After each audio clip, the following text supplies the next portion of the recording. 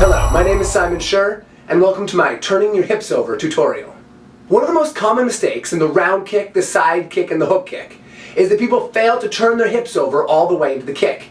For the side kick, for the round kick to drive your hip forward, and for the hook kick to maintain that side facing so the heel strikes in horizontally. I've developed a tool to help students really focus on getting that hip turned over all the way and checking to make sure it's turned over for all of their kicks. Basically, you take a Nerf dart, put some tape on the bottom, and stick it to the part of your butt just behind your hip and below your belt.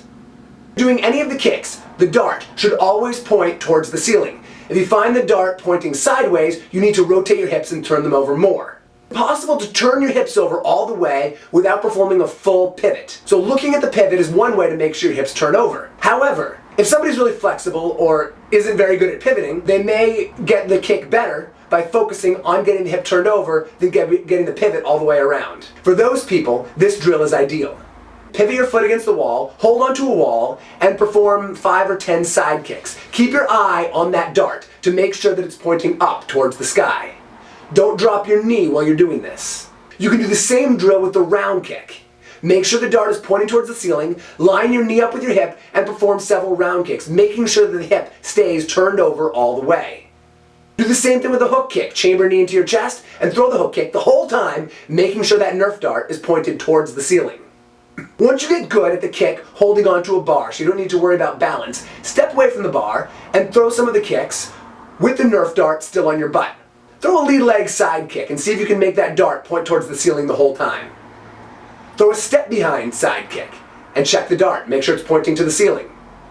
Throw a turning side kick, or even harder, a spinning side kick without letting the dart face the ground until you're ready to put your leg down after a full rechamber. Try it with a round kick, lead leg, or turning up and down the room. Because you're turning your leg over so much, it's very common to drop the knee in order to get the hip turned over. But you need to fight the urge to drop the knee, turn the hip over, and keep the knee up. To do this, I recommend taking a chair or a T-bar like this, putting it under your leg, and then doing the kick. So if your knee touches the bar, you've dropped your knee too low. You have checks and balances for your kick. No pun intended. You can also use the butt peg to help improve your flying side kick. It'll help you make sure your hips turn over all the way into the kick, so you don't end up doing a flying front thrusting kick. Thanks so much for watching my Turning Your Hips Over tutorial. Please don't forget to share, comment, like, and subscribe. And please check out the other videos on my YouTube channel.